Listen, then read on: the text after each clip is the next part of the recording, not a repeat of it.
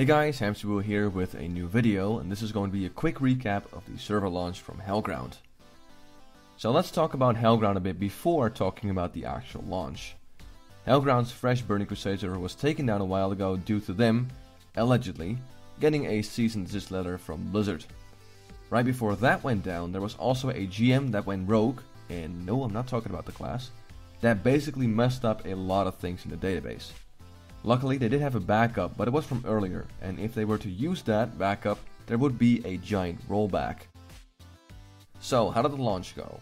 Well, the server was going to be live at 7 PM GMT+1, and it did. I changed the realm list, and I could log in right away. The first thing I noticed was the fact that I was level 30 instead of level 33, lots of gear was missing, and my mount was gone, even though I spent the money to buy it. It kinda sucked. But again, I totally saw this coming due to them having to use that backup from a while ago. I didn't really mind it that much, I was just happy to have my old mage back. So at first everything seemed fine. However, after just a few minutes I noticed a lot of lag and then the server went down. Tried to log back in, but I could not.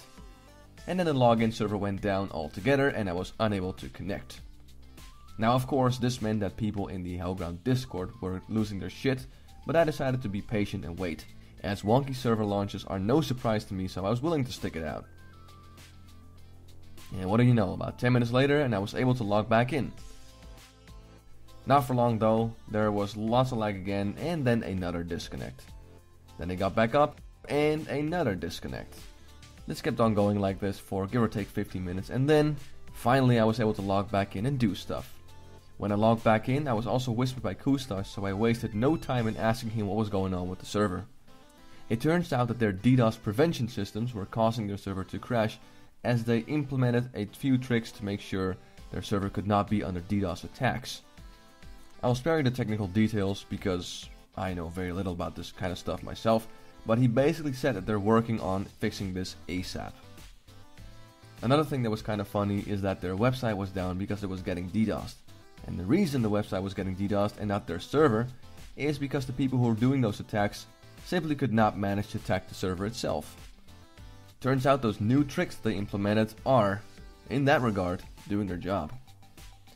Luckily, after the last server disconnect, things went from bad to pretty darn good, and the rest of the time I was playing with no disconnect, no lag spikes, no nothing. It was all smooth sailing from there, and I managed to get back to my old level of 33.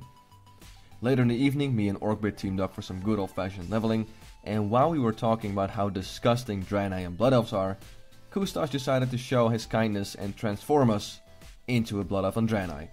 Oh no! I can't look. This looks like the start I have of to some play like really this now. I have to porn. play like this. Okay, I can't see shit. Luckily though, we were soon back in our old form, and after completing some quests in Thousand Needles, I called it a night.